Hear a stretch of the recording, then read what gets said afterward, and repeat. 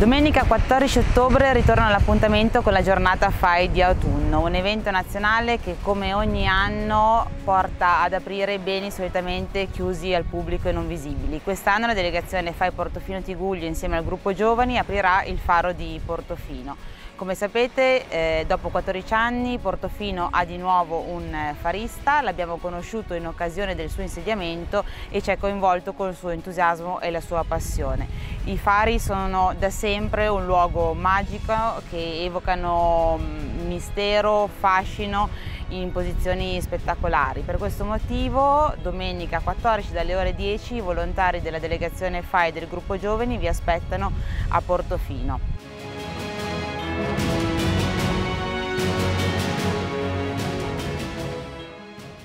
Ci ha fatto molto piacere pensare a questa collaborazione insieme al FAI Santa Margherita Portofino, perché nel momento in cui ci hanno raccontato la volontà di aprire il faro di Portofino abbiamo pensato che per raggiungere il faro si attraversa un percorso molto bello, emozionante, che è all'interno del Parco di Portofino. E quindi l'idea di avere una persona che raccontasse questo percorso e che illustrasse anche le meraviglie di flora e fauna che ci sono, che magari si vedono ma l'occhio inesperto non riesce a coglierle, fosse una bella occasione. D'altronde il Parco di Portofino ha sempre piacere di stabilire collaborazioni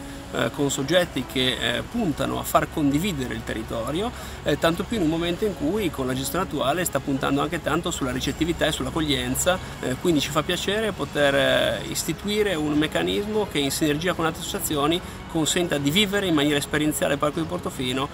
in maniera anche approfondita, scoprendo tante sfaccettature della sua straordinarietà.